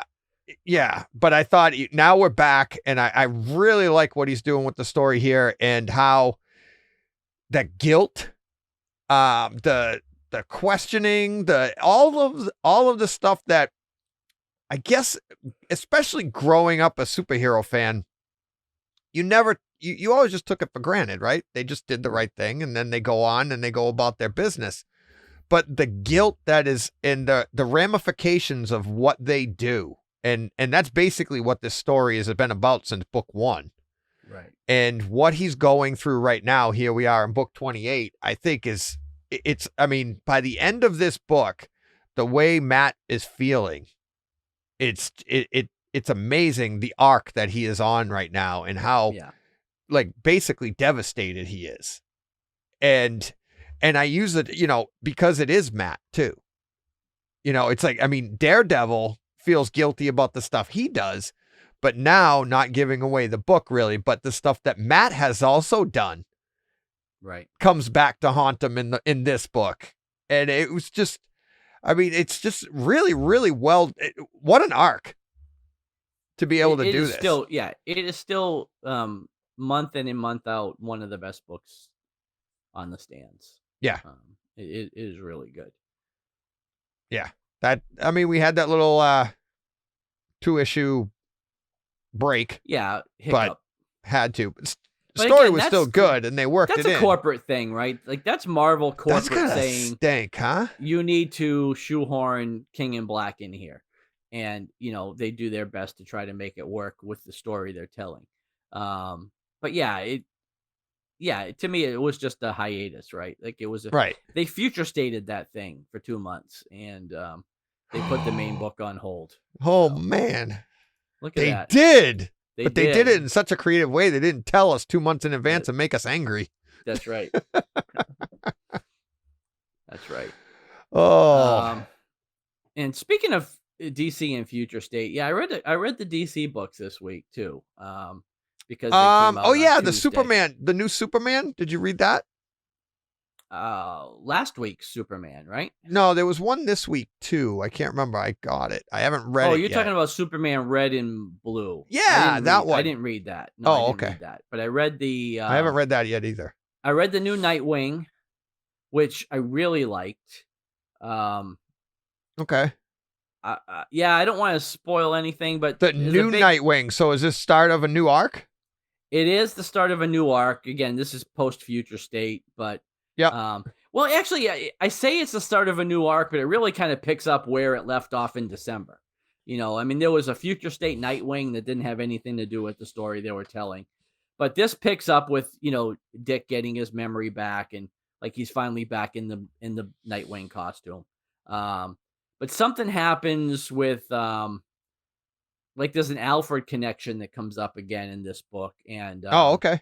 It's really, really cool, and it really shakes things up. Like it changes Nightwing permanently, really. Like it's actually a major change for the character, which was really cool. Cool. And then I did read the new Justice League story with Brian Michael Bendis. I'm not going to say I loved the book, but I am going to say I bet you next week we're talking about back issue bonus Naomi. So oh really? Yeah. Yeah, good. Naomi I got my Naomi books. Yeah, Naomi comes back in a big way. Oh, nice. And which book is that? I'll have to grab that. Justice League 59. All right, cool.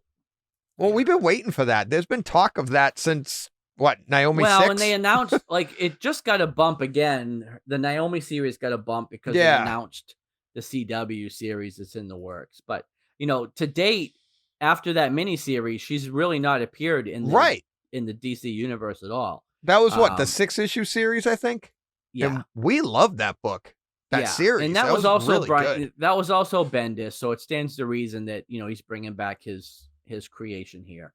And it looks like Naomi's going to play a big part in the Justice League, at least for a little while. So, should be Think cool. she's in the Snyder Cut? Probably no. But ooh, what if she's the big cameo at the end? That would be she's the cliffhanger. To be continued on the CW in the fall. Is that the title of the show? Snyder Cut, Naomi and Snyder Cut. Snyder People Cut, be like, Naomi, "Who the question mark?" Yeah, we broke the internet. People, who's Naomi? Yeah. Yeah, no, that's good. That's good to hear. Glad. I mean, I can't believe it's taken this long because she was a good character. Yeah, and I that was 2018. She came out, wasn't it? I've been critical of Bendis's work on Superman, but Naomi was a good series. Yes. So, not everything he does is hot garbage, but Superman was. Yeah, I didn't read. Did I read anything else today? What else did I read today? I can't even. I don't think so.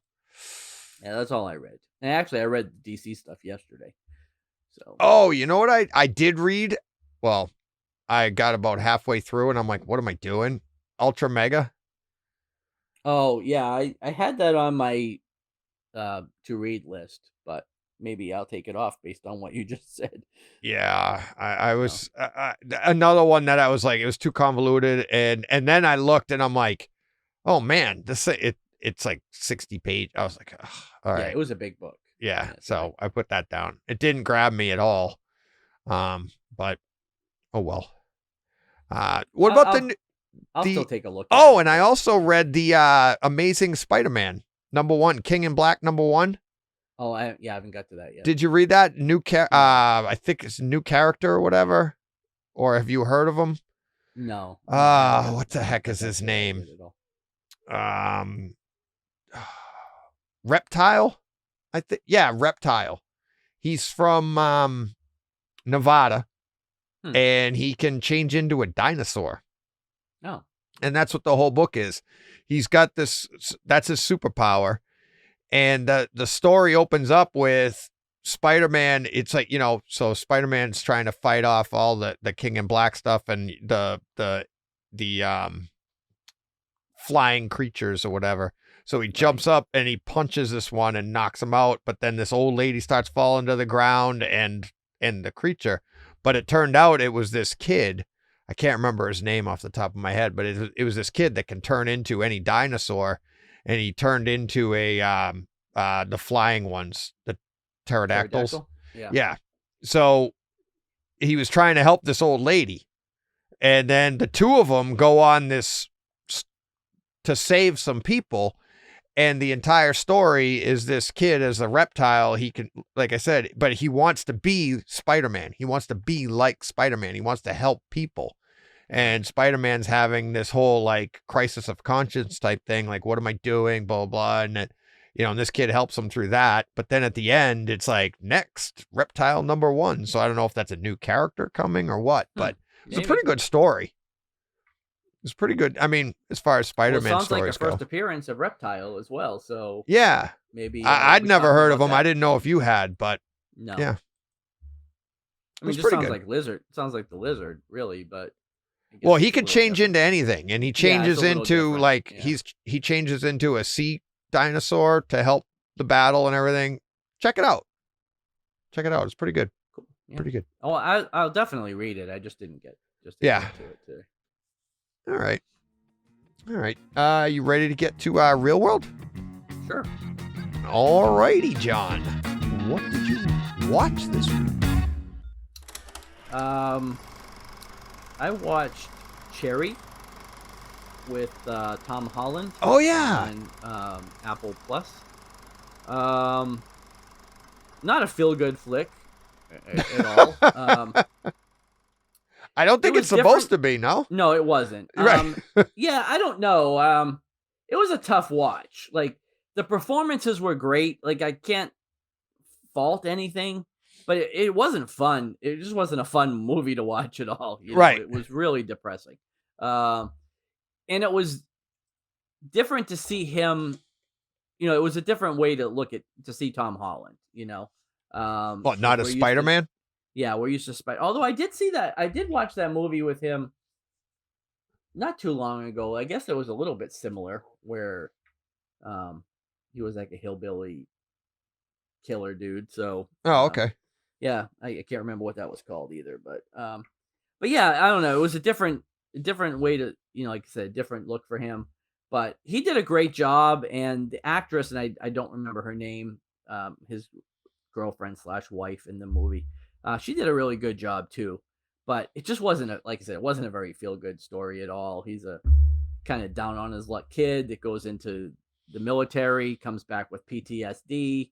Trying to deal with that, he gets hooked on opioids and spirals from there. So it's really really a tough watch, but good. Like I said, it was done by the Russo brothers, so I mean it was done very well, and the movie itself was quality, but it just was really, like I said, really depressing. So yeah, like Lydia didn't want it. Like she watched it because I made her finish it. Really. I wasn't gonna turn it off halfway through, but like halfway through it, she's like, I don't like this movie, like I don't, I was like, well, just go back to sleep and don't worry. Right. But yeah, I watched that. What else did I watch? I watched. I don't know. Well, there was another movie, and it's like escaped me now, but maybe it'll come back to me. But I watched a bunch more Van Helsing. We're like into season 4 now, which is the final season that's on Netflix. Although season 5, I guess, drops on Sci-Fi in April. So we'll be caught up just in time to see that. But yeah, Cool. still watching that. Still enjoying that quite a bit. I watched Tombstone last night, which is one of my all-time favorites. I'll be a Huckleberry. Yeah. Monday night I watched that. Lydia was out, and she was at work, and yeah, I came across it on Amazon Prime, and I guess they just added it because it wasn't there before. Because I remember looking for it a while back, and I couldn't find it on any of the streaming services. Although I have it on DVD, so I could have watched it anytime I want. But yeah, that's always been one of those movies that it's kind of like Pulp Fiction. If I ever come across it in any stage, I'll sit and finish watching the rest of it. Exactly. But yeah, this was Val Kilmer is awesome. It wasn't remastered in any kind of 4K or anything like that. No. But it was on Amazon Prime, so it was pretty decent. A pretty decent stream. And yeah, just again, one of my favorite movies. Like there's so many quotable. That's such a quotable movie because there's so many lines in that. Val Kilmer, when he still looked like Val Kilmer, was at the top of his game there, and just everybody like Michael Biehn, Powers Booth. There's just such great, And I was talking to Lydia about it when we were coming back from dinner. A couple of people that aren't with us anymore. Powers Booth passed. Yep. I think last year Bill Pullman passed. So yeah. But yeah. Val Kilmer practically has. Yeah, he's pretty much. Oh, he's not Val Kilmer anymore. Anyways, I'm not quite sure who he is, but yeah. But yeah, he's looking rough these days. But yeah, he's got health issues or whatever. He does. Yeah. He's not looking. But he's supposed to be in Top Gun 2. But is he I don't know. Banged up in that too? Maybe. Like they might have written that into it, It's going to be a far cry from Iceman from Top Gun 1. But right. But yeah, he's just so great in that movie. Like yeah, I don't think he's going to be playing volleyball. No. But that's one of my favorite performances ever is Val Kilmer as Doc Holliday. It was just great. Oh yeah. So yeah, we watched that, and then Pete. Remember Pete Super Swede on Twitter? He's not on Twitter anymore, but I've still talked to him now and then. Haven't talked to him in a few months, but he got his autograph. He had a Tombstone poster, and he waited in the line at in Connecticut at a Comic-Con in Connecticut, and he met him and had him sign, and it was he said it was really cool. Is it on your Huckleberry? Val yeah, that's what he signed it too. Yeah, he signed it. I'll be a Huckleberry or something like that. Awesome. But yeah, one for each of yous. Yeah, I got 2 guns. Yeah. That's why I got 2 guns. One for each of yous. And again, there's another movie that I watched. It's like just completely escaped me, but it's like I can't remember what it was. But all right, see if it comes back to you. Yeah, but that's about it. And then regular, like I said, my regular TV shows that I watch. So I got a couple for you. Maybe see if you've seen them. But did you see Marvel Studios Assembled? Making of WandaVision? I did. Yeah. Really cool. Good. Yeah. Really cool. I love Blue Vision with the ears. Yeah. That was cool. I mean, the whole seeing what's her name? Wanda. Olsen. Lizzie Olsen. Yeah. Elizabeth Olsen. Seeing her outside of like makeup and wigs and everything, and she's just sitting there and she's talking like in her normal American accent or whatever, and just being like, and this was just so cool, and it was just, it looked like it was so much fun, and they looked as amazed at the story as we were. Yeah. As it was going on, like, oh, and we're gonna get to do this, and then how about filming in front of a live studio audience? Yeah. How cool is that? Yeah. And then, and Paul Bettany thought he was getting called in to get fired, Right. It's like, yeah. And then they pitch him this show. Yeah. Yeah. It's like, because he, what was his line that he was talking about with, when, what's his name brought him, Jon Favreau brought him in for Iron Man. And he's like, I needed a boring sounding person or something like that. And he goes, and I thought of you. Yeah. Yay. Thanks. Yay. But I mean, look at what it turned into, Well, yeah. But again, imagine getting called in to be the voice in Tony Stark's head, and then it turns into that. He had no idea when he got hired what what that was going to become, you know, and No. they probably didn't either, you know, at that Right. point. I don't think anybody knew. Right. Yeah. Like Age of Ultron was probably the furthest thing from their mind when they were making Iron Man. Right. Meaning like it wasn't there. Right. Maybe they had an idea of Avengers. Like, well, you're right, because we know they did because at the end scene we had right. Fury. But yeah, they weren't talking about Avengers sequels and, you know, right. all that stuff. So, but that was pretty cool. Let's see. I caught Coming to America 2. Yeah. Coming to America or whatever. Right. It was pretty good. I've heard it was all right. But that's the thing. It's like, what would you expect? Not you in particular, but people are like, this was horrible. Have you seen the first one? Right. It's like, well, it's again, the first one, thing. it lives on now and people love it, but like, it wasn't that great when it came out, you know? No, it was it's like exactly like you told me last week. You're like, everything it's just basically the same story. Right. It's the, you know, like even the Nextdoria. It's like that. I've heard people complain that like, is that really the name they chose? That's the joke. It's supposed to. They're making fun of themselves. It's supposed to be bad because even in the movie it's a sequel, they make fun of sequels. Right. Like they talk about it in the movie. Yeah, they do. They make fun of it. It was very Legends of Tomorrow. Yeah, know? Exactly. They very make meta. Exactly. I mean, the only thing they didn't do is look at the screen. They didn't break the fourth wall. That's the only thing who they had didn't the time do. of his life in that movie is Wesley Snipes. Yes. Yeah. Like Wesley Snipes was the most Wesley Snipes he's ever been. You know what I mean? He looked like he was having a ball in that movie. What about the I thought it was funny, the wife that he turned down in the first one, and didn't he tell her to bark like a dog? And then he walked away, and so here we are 30 years later, and she's still barking like a dog. Yeah. And then Wesley, and that was like that's Wesley Snipes' sister, right?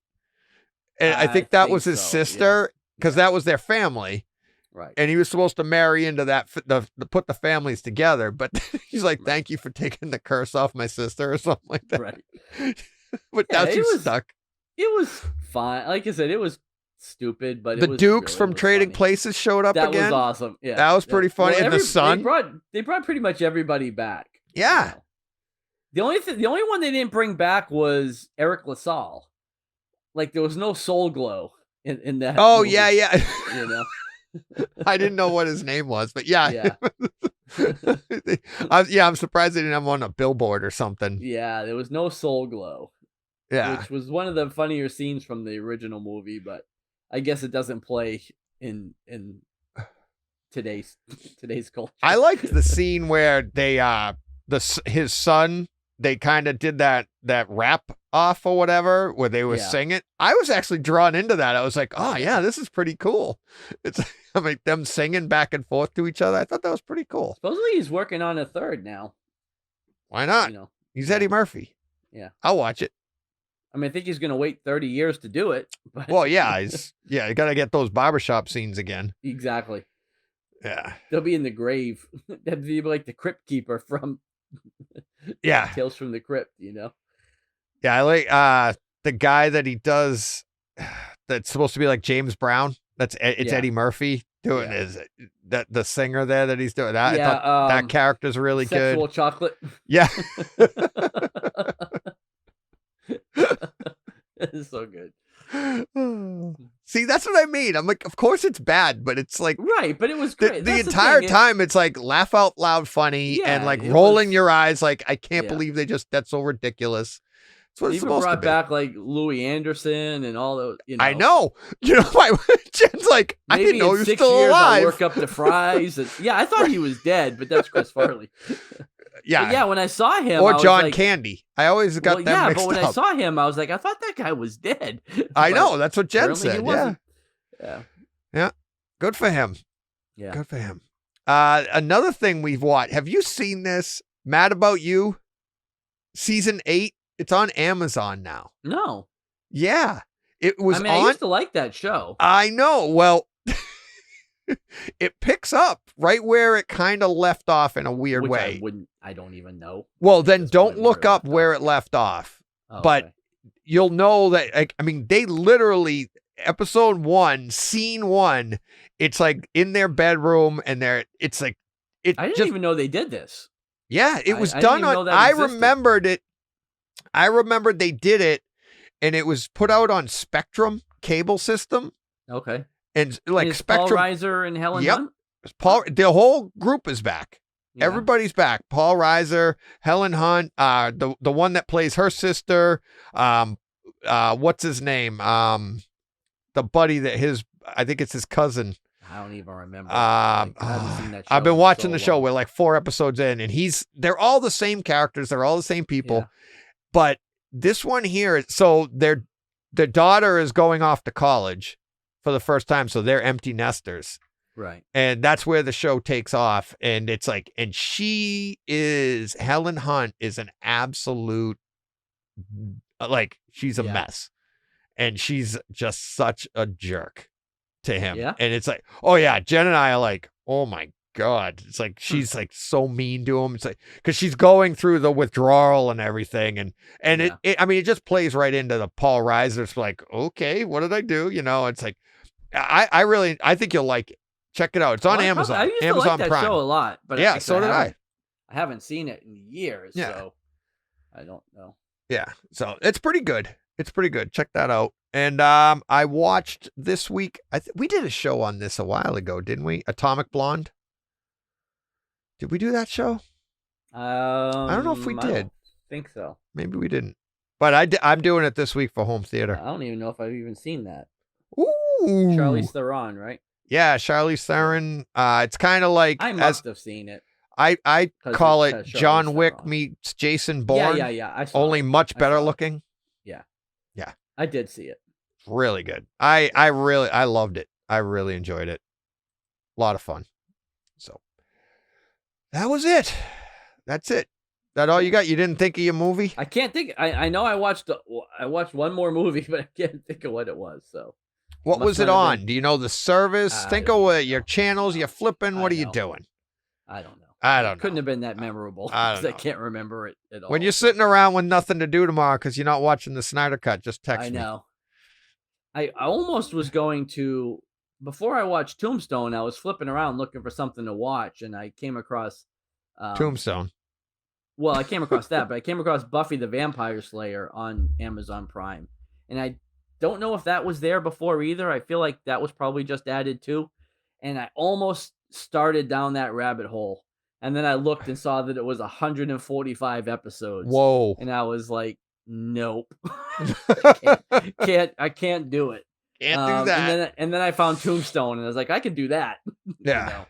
But as much as I'd like to do a rewatch of Buffy, never seen it. I don't know if I can do 145 episodes. It's never just seen too it. Much. Just too much. Yeah. I liked it. Like I said, I watched it back in the day and I liked it a lot, but I don't think I can do it again. It's just way too much. So, yeah. Yeah. That'll be our retirement. Yeah, maybe. All right. Is that all you got? It is, yeah. All righty. Let's turn out the lights. Let's close up the store. Yeah, see, we have no key club or anything. So no, this is it, no key club. No, nothing. Oh, well. Dang. No, I have a new graphic for turning out the lights, end of show graphic. So kind of Awesome. fun. Yeah, you'll see. So I will. Yes, you will. Now, do you actually, now that we're sitting here talking in the dark, do you you'll see what I'm talking about tomorrow. Do you actually watch the show again or do you just scan through it? I kind of scanned through it. Like last week's I started watching and I watched like the first 30 or 40 minutes of it and then I got pulled away to do something else and I didn't go back and finish it because I've already listened to it on the podcast. So I watch parts of the video, but I don't. And you were on it, and I was on it, yeah. But so far I haven't watched either one of the videos start to finish. I've kind of watched pieces of both of them, but once I listened to the podcast all the way through, but I haven't watched it yet. I just looked to see. I'm not gonna be mad at you if you don't. No, I mean, we live them, but I have to watch them because I gotta edit them. Put up, and I want to see how like it flows, but once I kind of see that, I just kind of turn it off. So So apparently what you saw last week, you thought I need to jazz it up a little, and you came up with this outfit that you're wearing here? I did, yes. To make it flow a little better? Yeah. This is my Muppets outfit. I know. Oh, good God. Let's see here. It's St. Patty's Day, right? I'm Irish. Yeah, you are. Gotta represent. All right, that'll do it for the show. You can catch us if you're looking on YouTube right now. You see all of our links here. You can email us at thebrightsidechat@gmail.com. You can tweet at us at brightside_chat, or you can tweet at John at Arkham Comics, COMIX. You can check us out and all the other great podcasts at nerdylegion.com. And as I've said many times throughout the show, we are now on YouTube. You can go there, search The Brightside Chat, and then when you find it, just hit that subscribe button. And maybe we'll get to 10. Maybe. Double digits, baby! Yeah. We have 2 videos up. We've been out for a week. I know. We're getting there. That's okay. It's and a all slow our views, climb I from think, the are bottom. us. Yeah, pretty much. No, I don't actually. Once I'm done editing it, I can watch it on my computer. I don't need to go to YouTube. But Yeah. all right, that will do it. Everybody, have a great week. We'll be back next week with, well, oh geez, something big is happening. I wonder. I don't Yeah, I wonder. know. Maybe we'll talk figure it about out. it. Yeah, we'll figure it out. All right, have a great week, everybody. Launcha.